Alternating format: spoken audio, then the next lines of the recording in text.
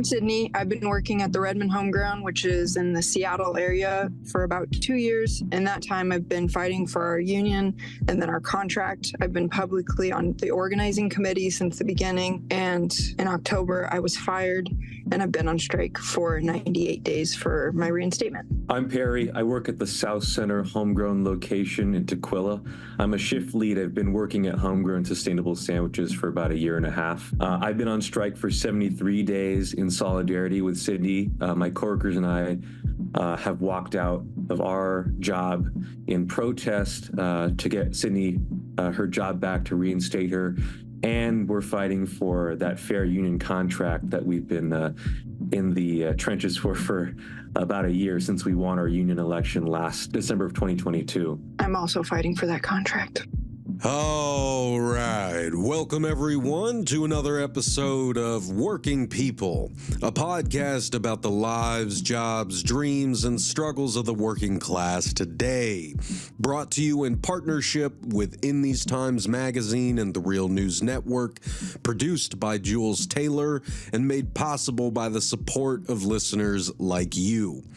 Working People is a proud member of the Labor Radio Podcast Network. So if you're hungry for more worker and labor-focused shows like ours, follow the link in the show notes and go check out the other great shows in our network.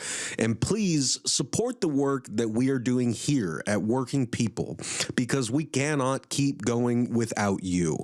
Share our episodes with your coworkers, leave positive reviews of the show on Spotify and Apple Podcasts, and become a paid monthly subscriber on Patreon for just $5 a month. Subscribe for $10 a month and you will also get a print subscription to the amazing In These Times magazine delivered to your door every month. So all you got to do is head on over to patreon.com/workingpeople. That's patreon.com/workingpeople. Hit the subscribe button and you will immediately unlock all of the amazing bonus episodes that we publish every single month for our subscribers, and all the bonus content that we put out for our patrons over the past 6 seasons of the show. And thank you so much to everyone who already subscribes on Patreon. Believe me when I say it is because of you guys that we are able to keep the show going. My name is Maximilian Alvarez, and I could not be more excited to formally welcome y'all to Season 7 of Working People. As you guys know, the season officially kicked off last week with our special episode commemorating the 1-year anniversary of the horrific, devastating Norfolk Southern train derailment in East Palestine, Ohio. But we thought it was important for that episode to focus just on the voices and stories of residents who are still living through hell 1 year after the derailment. But I'm here now to let y'all know that we are officially back, and we've got really big plans for this season of the show. And I am really grateful to be joined today by our guests, Perry and Sydney, who you heard at the top of the episode. They are current and, former workers at Homegrown Sustainable Sandwiches. But as we're going to dig into today, Sydney and her coworkers are fighting not only for a union contract, but fighting to get her job reinstated after she was unjustly fired a few months ago. And as you heard from Perry and Sydney as well, workers at Homegrown Sustainable Sandwiches in the Seattle area voted overwhelmingly to unionize with Unite Here Local 8 in late 2022. And they have been fighting for a first contract ever since. And though you guys may not have heard about it until now, workers from 2 homegrown stores have actually been on strike since late last fall in protest of the unfair termination of union leader Sydney Lankford, who was fired after speaking up at a union delegation. And by the time you guys hear this, workers at the Redmond Homegrown location will have been on strike for over 100 days. So that's a huge deal. We're talking workers picketing for over 100 days. And yet, you know, the media coverage on this has been, let's say, sparse.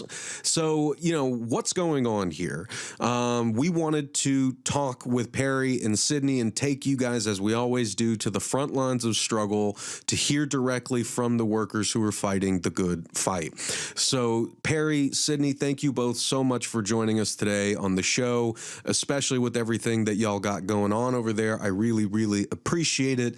And I wanted to ask, just by way of centering our listeners here, who, as I said, may be hearing about your important struggle for the first time right now, where do things stand right now? Like, what do folks need to know about what is happening with this strike as we speak on the week of February 5th?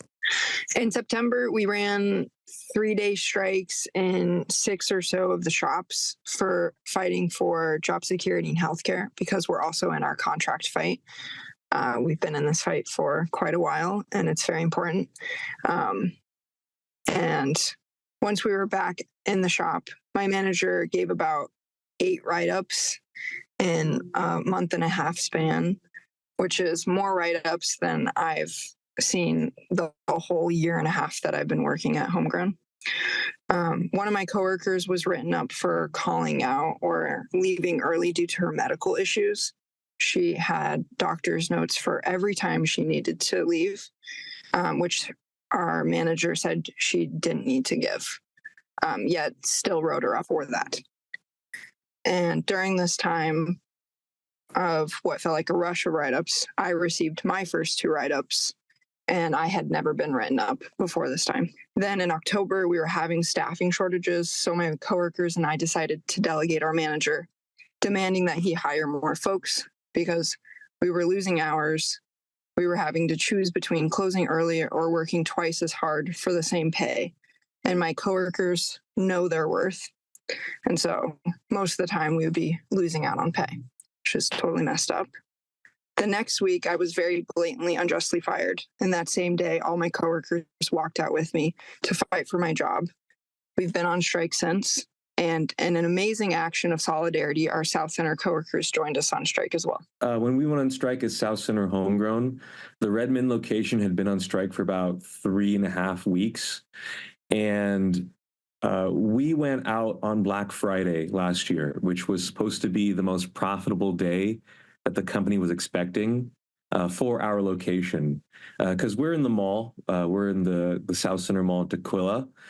And so busiest shopping day of the year. And we shut it down because we wanted to see Sydney's job back. We were really upset that a strong union leader like her would be fired for ridiculous allegations. And, you know, the thing that we were thinking over in our shop was, look, if they can fire Sydney, they could come after any one of us at our store, because we're also we're a really strong shop in our union, and got some really strong fighters and coworkers over here. And if they could go after Sydney, they could go after any of us. And so we decided we got to go out there with Sydney and stand in solidarity, because this is totally unfair. Well, and of course, you know, we are talking together as this strike is ongoing, as y'all are still fighting for that first union contract over a year after, you know, you voted to unionize. You are all in the midst of fighting to get Sydney's job back. So, you know, just as a disclaimer to folks out there listening, you know, there's a lot here that is still in process, and for, you know, legal purposes, we don't want to compromise, you know, like anyone here. So we're going to do follow-ups on this story as, you know, things develop. But we thought it was important that you guys know that this is happening now and why it's happening. And of course, we're going to include more links in the show notes for you to look deeper into this struggle, where it started, and what you can do to help. But I wanted to go back to, you know, the beginning here, guys, and ask if we could sort of take a step back and talk about where this all started, right? How we got from, working on the shop floor as non-union workers in the service industry, which, as we know, has traditionally been one of, if not one of the least unionized industries, and one of those industries that many unions in the past just gave up on and felt like there was never going to really be a stronghold of union workers in the service industry for reasons that we've talked about on this show for years, right?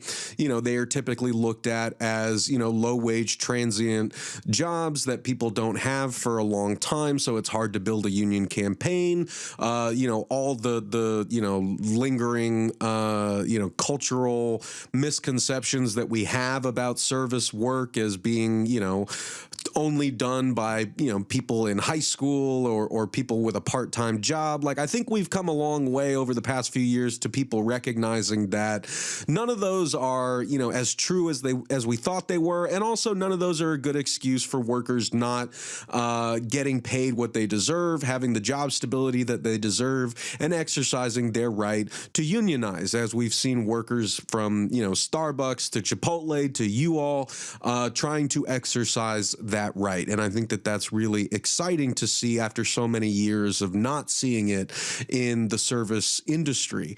I wanted to ask, like, if you could take us back to before, you all voted to unionize, and talk to us more about what that work entails, like how you got into working at Homegrown, what Homegrown is, I guess, for those of us who don't live in the Pacific Northwest. Give us a little sense about, what that job entails, what the clientele's like, what you all do on a day-to-day, week-to-week basis. Like, give our listeners a sense, people who have never worked at Homegrown themselves, let us know what it's like for you all, and how that work began to percolate, discussions amongst you all about unionizing.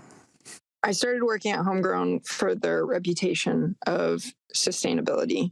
They're called Homegrown Sustainable Sandwiches. And what I realized after a bit of time of working there is they're not actually sustainable for their workers. We make sandwiches and salad bowls. It's a cafe-style restaurant. We have self-serve kiosks. That's kind of how we run the place. Very normal food service stuff. We have cleaning chores. We all learn every single station. That's kind of how it goes. Imagine like a really fancy Subway / Quiznos / Panera Bread all bundled into one. We serve hot sandwiches that we make all behind the line. In addition to the salads that Sydney mentioned, we also have soups and stuff. The whole premise is that the food is supposed to be really high quality. It's really marketed as organic, really wholesome type of product. And so a lot of the customers go to Homegrown thinking that they're going to be getting a sandwich that's sustainably made, that's good for the environment, that this business is a good steward to nature and to the environment. And so in part of getting like a sandwich made with high quality ingredients, the customers come thinking that like they are being ecologically responsible. But as Sydney mentioned, a lot of the work that we do is not very sustainable for us as the workers day in, day out. It's a really tough job making thousands of sandwiches every day. The Homegrown itself is also not just a restaurant side, but there's also a whole catering business, in addition to like a wholesale production that we can talk more about later. But there's also like a back of house kitchen that does large scale orders. Most of the storefronts, it's usually younger folks like ourselves who are making the sandwiches and salads for people who come in for their lunch break or for dinner rush. But then at the location I used to work at before South Center, which was the Mercer Island location, you had a whole production kitchen in the back, which was mostly older older adults, immigrant workers with families and kids. And, they would work early mornings to the afternoons making sandwiches and salads for huge like parties and corporate orders and stuff like that. And so there's like multiple sides to this business that isn't just the cafe, restaurant, storefronts. I want to also add that, Perry, you talk about how families work here, as well as people who just support themselves. This is their job. This is how they make their livelihood. And if we're talking about what it's like working at Homegrown's base pay is $16.75, and Seattle area rent is super high. So it's a pretty big fact of life that anyone who works here and supports themselves are only a few paychecks away from homelessness. We don't get tips on DoorDash, which is the most profitable revenue stream for the company. And in an 8-hour work day, we only get 2 10-minute breaks. And if we choose, we can clock out for a 30-minute break. But many of us don't choose that because we have bills to pay. So in an 8-hour day, most of us get 20 minutes to sit down and take a breath. And even then, before we fought for better ventilation, the smoke in the store was so bad, it would be hard to breathe sometimes. Our oven used to rest at 575 degrees Fahrenheit. We had coworkers who were having symptoms ranging from burning eyes to asthma attacks and dry heaving in the bathroom. We got an air quality monitor at the beginning of our union campaign to get a measurement of what we were already feeling inside our bodies, which is that the air quality monitor was reading at like 200 parts per millimeter as soon as we turned the oven on, 300 as we started making sandwiches, and then 400, 500, all the way up to 900, 1,000 during peak rush. And the healthy levels for like good breathable air is below 100 ppm. So that's pretty awful. And then the shop also gets super hot. And I know, Perry, you have this at South Center as well. The AC just doesn't work really well. And so during like peak summer, it'll get up to 80, 90, 100 degrees in the shop. And we used to have to decide whether we should open the doors to let in warm air so we can get the smoke out of the shop, or stay just a bit cooler and just breathe in a bunch of smoke-filled air. And of course, when it gets too hot, the smoke won't even leave when we open the door. So it's like, it's just something we're living with. And yeah, that sucks. And workers should not have to deal with a choice like that. Yeah, like to paint a really vivid picture, I started working at the Mercer Island location. That was the first shop I worked at. This building that the store was in, it was in a strip mall, didn't have functional AC. It was kind of like a token AC system. And so, Seattle has this reputation for being a relatively cool place. If you've never been to Seattle, you'd think that it rains all the time, that, the summers are really mild, that it's only like 75 degrees at the height of the summer. Well, when I started working there, around the late spring, summer of 2022, this is the first time when Washington and Western Washington and Seattle have been experiencing extreme heat waves due to climate change. We have a fire season every summer and autumn now, and so the stores would just get up to extreme temperatures, like 95 one day. And Mercer Island is a busy store. We would get hundreds of orders within 30 minutes during the lunch rush.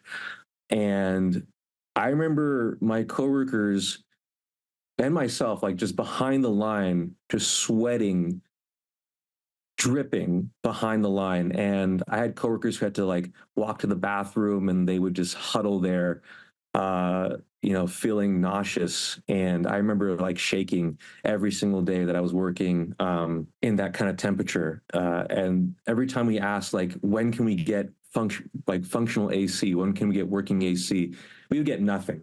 They would say, the management would tell us, "Oh, we're so sorry. Like, we'll do our best."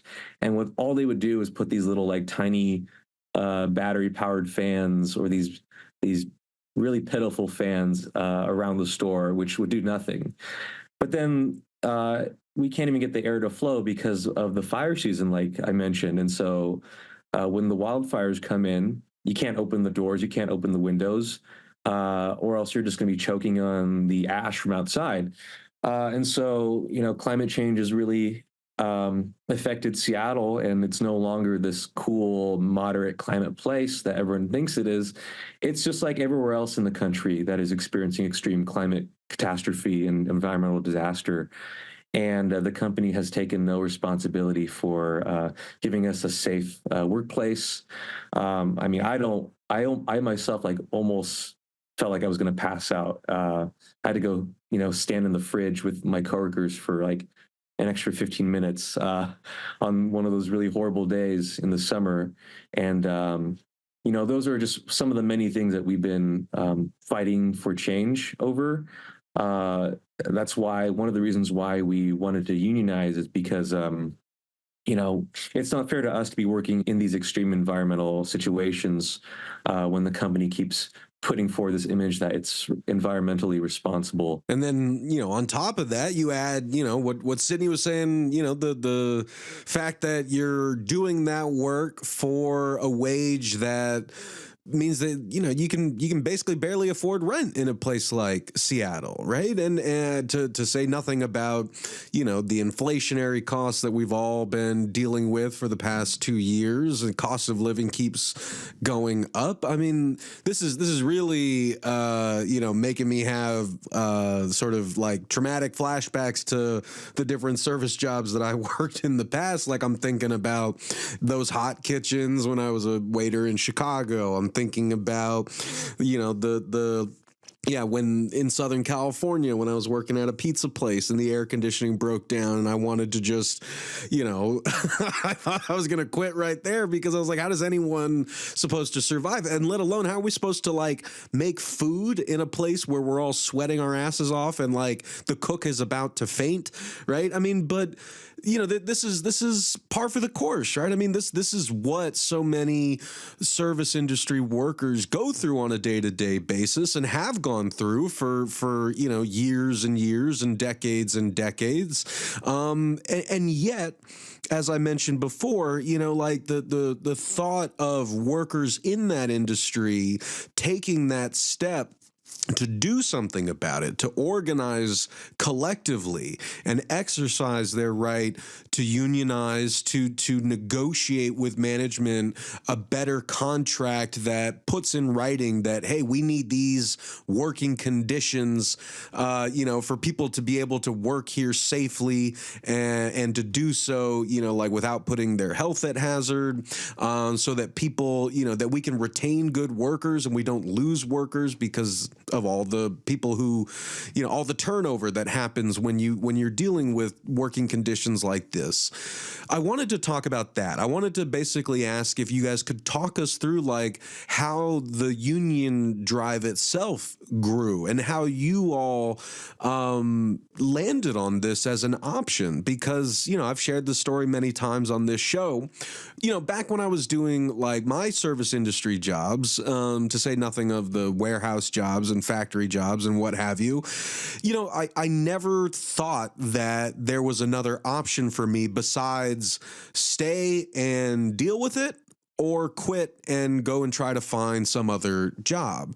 But that, of course, has been changing in recent years, and it's been really exciting here on the show to talk to so many folks like yourselves who are making that change happen. And so I just wanted to ask, like, where that came from, what the discussions about unionization were. Like, were you seeing the Starbucks stores or like hearing about Amazon, like, or was this something that y'all kind of, came up with on your own. Just tell us a little more about where the unionization drive got started and how it grew to the point that you successfully voted to unionize in late December 2022. For my personal, why am I fighting for a union? One of my favorite chants that we do, and it's taken a while to get to chants like these, is homegrown's worried about profits and losses. We want power. Take it from the bosses. And that is a great description for the awakening of your working class consciousness, that we should not settle for what we've been handed, that we fought for an 8-hour day. We fought for this, that, and the other, and we can fight for so much more. And that is where the union drive came for me. We started talking to our coworkers about unionizing in May of 2022, and then secretly we got folks signed up on union cards. When we were at a supermajority, we went public. We had a big delegation at the corporate office and demanded voluntary recognition. I had been working for Homegrown for a couple months when I started hearing about folks wanting to unionize. I was all for it. For one, I was already seeing a lot of mistreatment at work at Mercer Island. A lot of my coworkers were feeling pushed around to perform really hard on super busy days and making just so much product for the customers while the pay itself just wasn't great. And on top of the weather getting warmer and warmer in those early months, folks were just being burned out, and everyone was talking about needing a change. And I remember my shift lead at the time, my coworker, she was approaching everyone in the shop talking about, hey, we're tired of working these long hours, this hard for this little pay. We deserve so much better. And we're talking about forming a union, organizing. And I was super excited. For one, I'd always heard about unions being really cool, and I've never been a part of one. But the mood in those couple of months before it went public was pretty electric. We were just meeting all together outside of work in Mercer Island, talking about what we wanted to see changed. This was even before it got really hot, but we were talking about how I think it was the summer of 2021. It was a really hot year in that summer too. And the people who were working at the time were, plus COVID, right? People who work at the time were really sickened by the heat, but also really worried about their health. And so we were talking about having a healthy and safe workplace at our shop at Mercer Island, in addition to fighting for better pay, because we heard that other food service jobs in Seattle that were unionized could make up to $20 an hour, $21, doing the same type of work that we were doing, but we were only making a little over $16. And just to make sure that listeners got that basic information, right? So the you all and your coworkers at Homegrown on the cafe side, you all voted to unionize with a overwhelming majority in December of 2022, and that was a month after workers at Catapult Northwest, who are on the distribution side of this, voted to unionize as well. Do I have that right? Yeah. Okay. And so, that's, again, incredible, right? That y'all in the service industry, won this union election in 2022 as a pandemic is still going on. Like that's an incredible feat in and of itself. But as we know, sadly, labor law in this country sucks, and the deck is overwhelmingly stacked in favor of the bosses when it comes to workers, not only achieving an NLRB union election, but then that's like kind of where the work just gets started, because then you got to get to that first contract. And there are so many ways that management can stall at the bargaining table, can delay, can demoralize, can frustrate that momentum that workers have. I mean, we're here talking in February of 2024.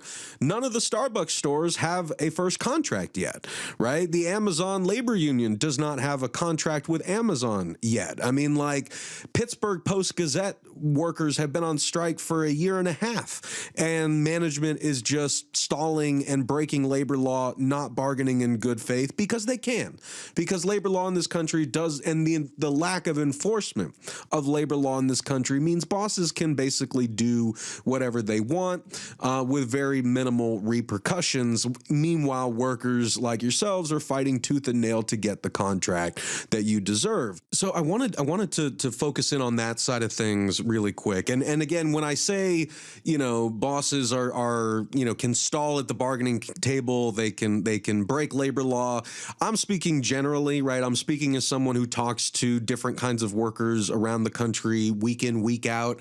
So I'm speaking for myself there. I'm speaking in general terms based on what I have seen, based on the examples that I just gave. I'm not necessarily saying that is what Homegrown management is doing here. I will leave you all to give us the information that you can about how bargaining is going over there. But as we know, like, workers who are trying to unionize and get to that first contract have a very steep uphill battle. That's what I'm trying to get across. And you all have been trying to get to that first contract for over a year now. So I was wondering if you could just, give our listeners a bit of a sense of what you are really fighting for to get in writing with this first contract. What are the key issues that you're trying to enshrine in that union contract, and how has bargaining been going over the past year and few months? Yeah, we've been fighting for a contract for a year, and we're not going to win everything that is rightfully ours. We make way more value for the company than they will ever give us back, but we have a really kick-ass contract so far. We're currently fighting for the last two things, which are my reinstatement and successorship that matches the length of the contract. So we're super close. So I can talk a little about like some of the things that we've gotten in our contract negotiations so far, but also talk about like why it took so long to get to this point. Hell yeah. So when we first went public with forming a union in June 2022, that summer, the company was doing everything they could to basically ignore us and avoid us as much as possible. They pretended like, we hear you, we see you, and we're so sorry that you don't feel good about working here. Basically saying like, please don't form a union, but here's 50 cents, or I think it was like 25 cents a raise.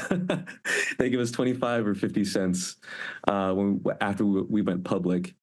And, they refused to recognize our union for that entire summer and fall, even though we were demanding voluntary recognition. We had to call an election, and that's why we had to vote in December of 2022 and overwhelmingly won. But that whole time, the company was just pretending like we didn't exist, that we were just a bunch of crazy folks, who are a bunch of radicals and trying to ruin a good thing, because, like so many other service jobs that try to paint a good public image, they say like, like, we're family, you can always come to us.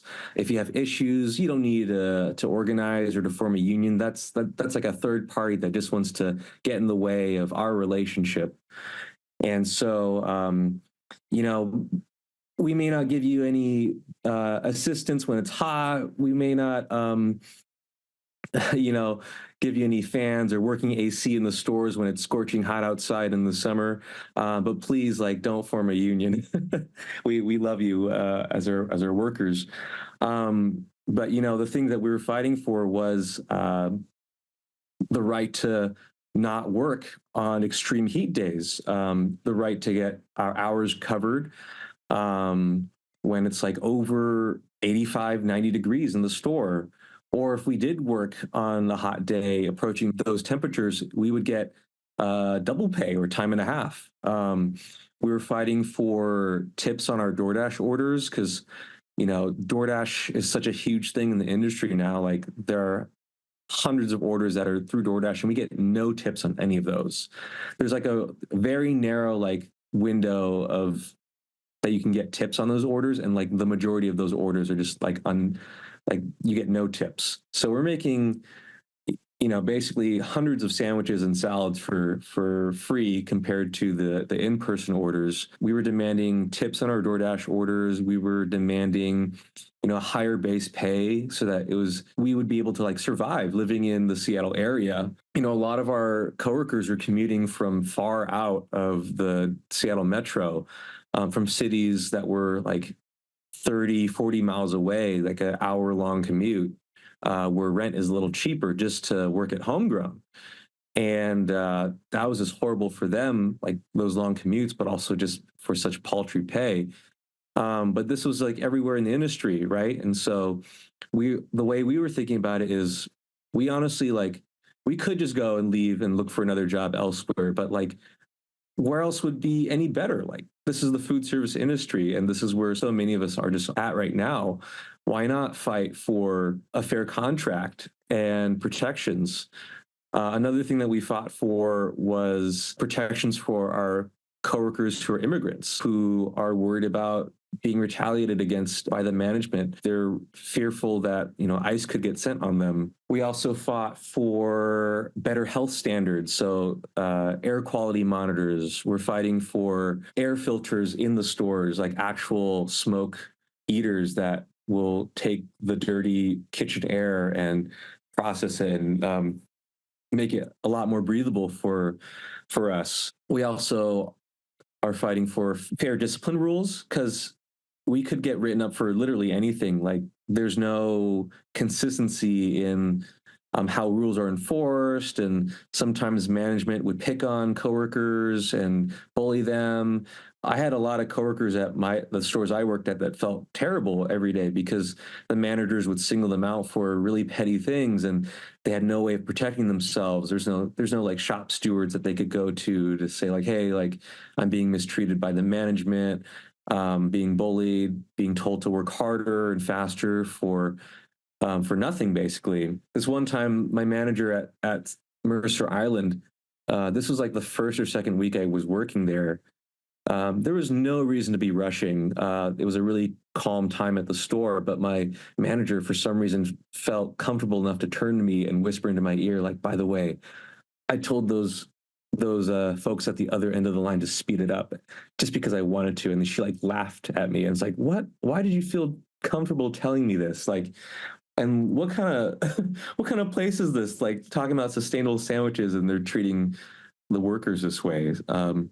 So, these are some of the things that we're fighting for protections in our contract. A lot of which we have now in our bargaining, but it's taken so long because it took a year to get to union recognition, and then it's been a year since we started negotiating, and it's been a very like slow process, which Sydney can talk about too. Yeah, Perry, we fought and won pretty much everything that you talked about. Except for the exception of the AQI monitors.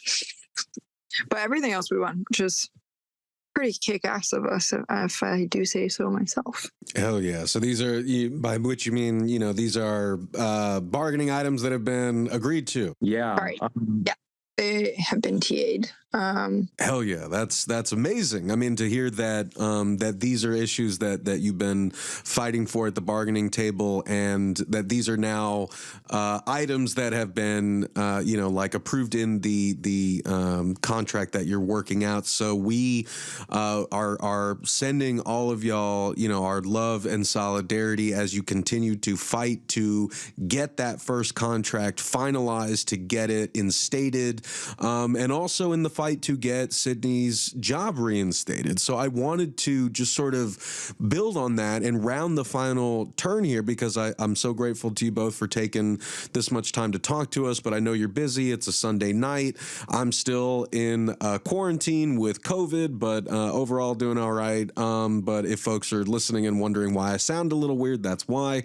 But just to kind of wrap things up here, I just wanted to ask, like, if we could circle back to where things stand now, and also what folks out there in the Seattle area, so folks who are near you all, where can they go to support you on these pickets? What can folks online do? What can folks listening do to support y'all in this fight? And do you have any kind of parting words that you want to leave listeners with before we wrap up? Just to hop back really quick to a point that Perry talked about, in our contract, we won heat pay, which we get when it's over 84 degrees in the shop, we get time and a half, and over 86, we get double time, which means it encourages the company to actually make sure that the AC works, and not something I'm not sure any food service workers have seen in their union contracts, and many other people, which is amazing. Damn. So the heat pay that you guys got in the contract, like, again, you're still finalizing the contract, but this item to address the heat conditions that we talked about earlier means that you're going to get paid time and a half when it's 84 degrees in the store, and you're going to get paid double time if and when it's 86 degrees. That's really incredible. Like, I don't recall hearing a similar contract provision, especially in the service industry. I'll definitely go and check, but that's what you're describing, right? That you have time and a half or double time pay pegged to how hot it actually is in the store. Yeah. Yep. That's really remarkable. So I just wanted to underline that for listeners, and I'm glad that you brought us back to clarify that, because I do think that that's a really, really significant advancement in this struggle to get that contract. So kudos to you all, and hell yeah, just, I guess, take us around the final turn. Like, where are things now with getting to that first contract, getting Sydney's job back, and what can folks out there listening do to help? So even though we've won pretty much everything we want in our contract, aside from successorship right now, the last thing we need before we can feel good about signing the contract is to get Sydney her job back. Because, we don't want to go back into a shop go back to work after the strike with a contract and our coworker Sydney's not with us. That's basically what's been holding up the process, is that the company has been refusing to give you your job back. Yeah, ways you can support are making this really public. Post this on Instagram at Homegrown. Say that you support workers, that you want my reinstatement back, that they're not allowed to fire union leaders for helping organize. Yeah, well, the help that we need right now is support with our community strike fund on GoFundMe.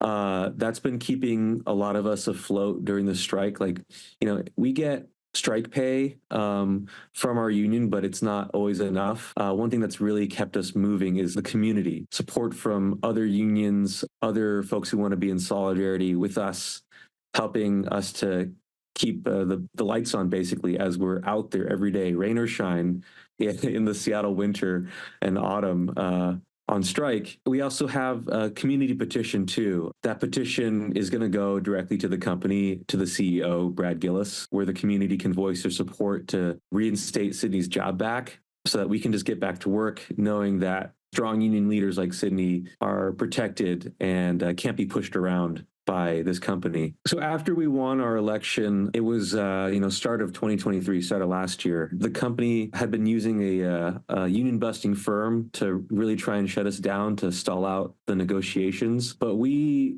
kept fighting hard throughout all of last year to have good faith negotiations, and things took a really long time to get to where we're at, which is unfortunate. We could have had a fair contract last year, start of last year. But the company had been spending so much energy trying to shut us down, to divide us, to use their lawyers and their union busting firm to basically liquidate us.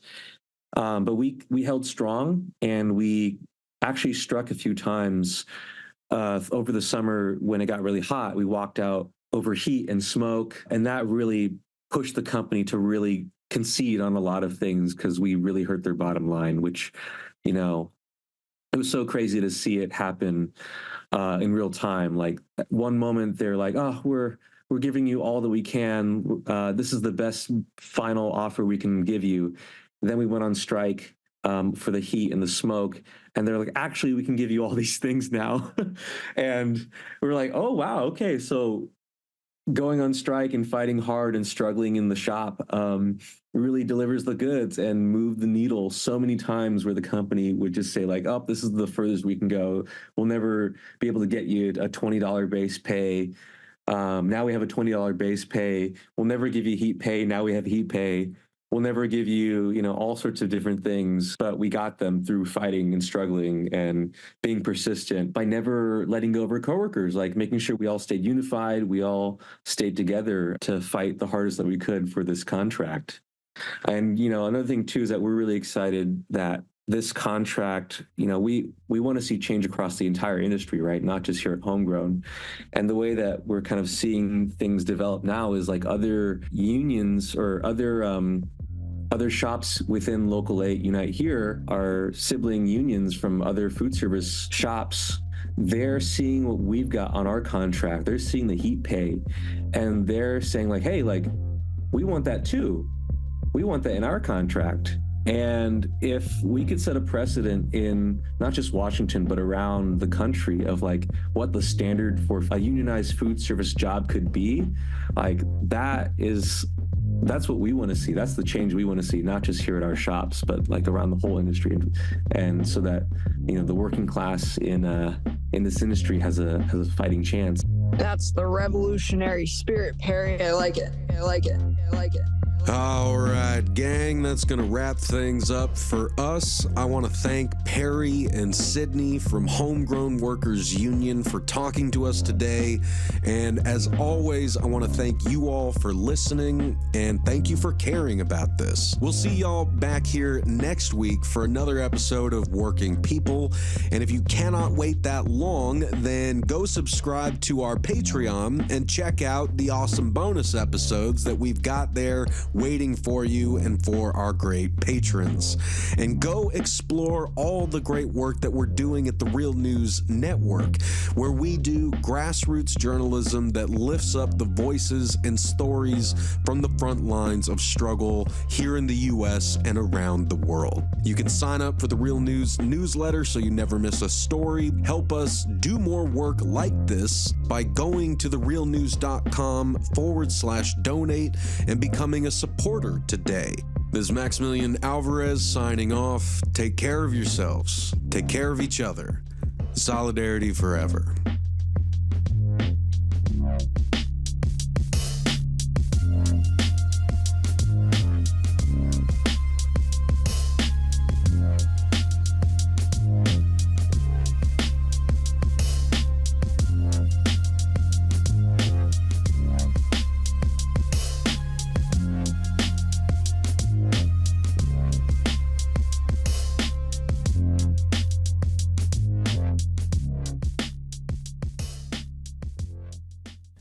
Thank you so much for watching the Real News Network, where we lift up the voices, stories, and struggles that you care about most.